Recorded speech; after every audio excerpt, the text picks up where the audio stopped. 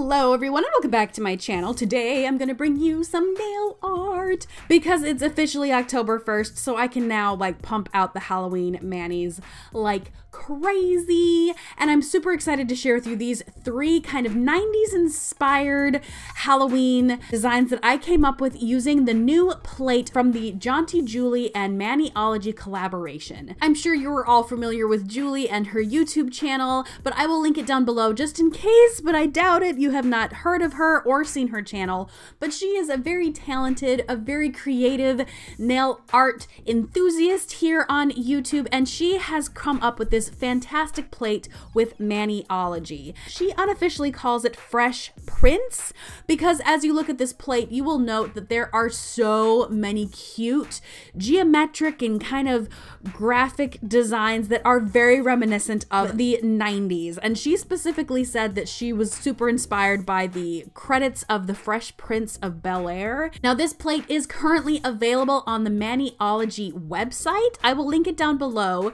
in case you guys want to check it out. So Julie was fantastically sweet and just so kind and sent me this plate for review and for like playing with and coming with designs. And so I just wanted to say thank you so much to Julie for being so generous and thinking of little old me when it comes to some fun nail art. Speaking of which, let's get into some nail art. Let me show you what I came up with this first manicure, which is kind of a neon jack-o'-lantern situation that I absolutely adore. In order to go full in with this 90s inspired plate, I decided to use a more neon-esque palette for my Halloween manicures. So we are starting this first look off with Kiwi Spinach Smoothie from Top Shelf Lacquer. First image I decided I wanted to use for this plate was this crazy zigzag one, which really reminds me a lot of Rugrats, and I really appreciate that. And I stamped it on top of the green using a black stamping polish and my favorite Marshmallow stamper from FITBIT. Now the second I finished stamping, I realized I forgot to put on a latex barrier to help with cleanup, but luckily my gal Julie definitely showed me a fun little trick here using some tape and just using tape to clean up your edges, and it actually works really well. I used painter's tape and I have used washi tape in the past, so kind of a tape that has a lower tack. Actually cleans up your cuticle and any other like polish that you get on your skin really well. So thank you, Julie, for sharing that neat little cleanup method. If you don't have a latex barrier, you can actually do it quite well using just regular tape.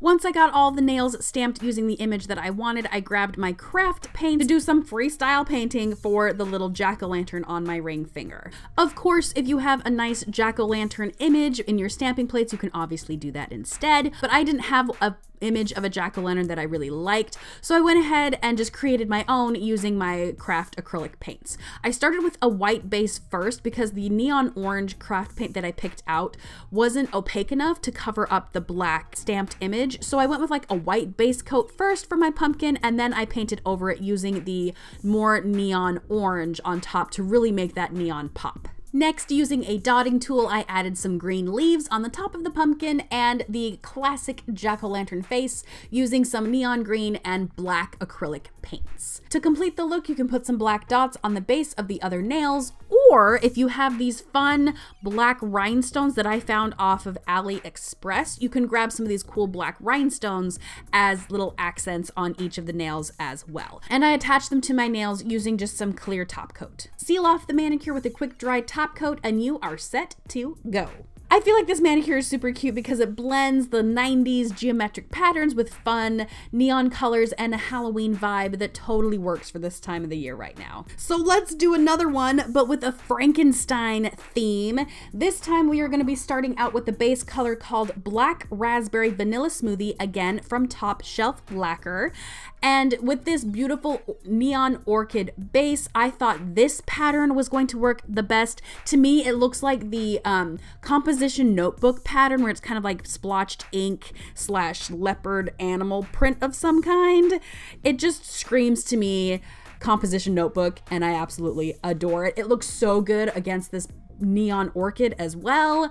It gives me all of the Halloween vibes, and I absolutely adore it. Using the same stamping materials and cleanup method, I have my base for my little Frankenstein image. Now, like I said before, you could probably use a Frankenstein image if you have one in your stamping plate collection. I didn't find one that I liked, so I tried to freehand it. I don't know how well it turned out. It looks almost like one of those Lego man characters and less Frankenstein, but whatever, we're just gonna go with it. Using that neon green acrylic paint that I used for the jack-o'-lantern, I created the base structure face head shape for my Frankenstein, topped him off with a nice high and tight black haircut and his little facial features using a dotting tool. I also added some bolts, which kind of get lost a little bit, but you can tell it's Frankenstein. I wanted this manicure to have a matte finish to it, so I added this matte topper from Pure Ice, and with the top coat still being wet, I added these cute little orange triangle studs that I found in my nail art box of wonderment,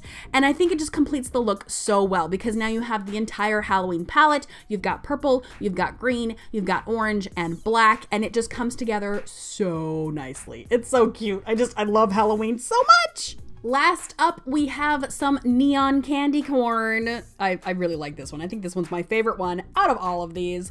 We are going to be using some neon colors here to create a candy corn base, starting with Orly's Road Tripping. Normally this requires a white base coat, but I wasn't too worried about it being kind of sheer. I just went right in with one coat. And then once that was dried, I layered on Mango Acai Smoothie from Top Shelf Lacquer and topped the whole thing off with Alpine Snow from OPI.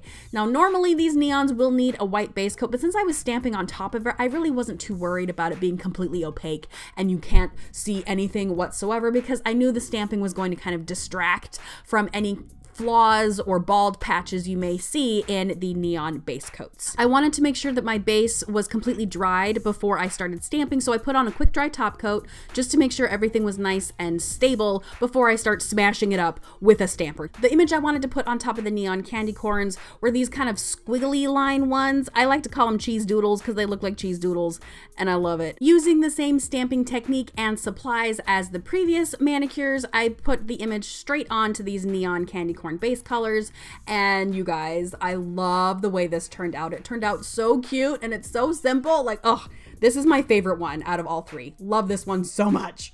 And those are my neon Halloween looks. Let me know if you enjoy seeing these kind of nail art type videos. I'm a little bit rusty when it comes to nail art, but I had so much fun making this video. Thank you so much again to Jaunty Juli for sending me this plate. I am so very grateful and you are truly, truly awesome. But that is my video for today, you guys. I really hope you enjoyed it and I will see you all in the next video. Bye!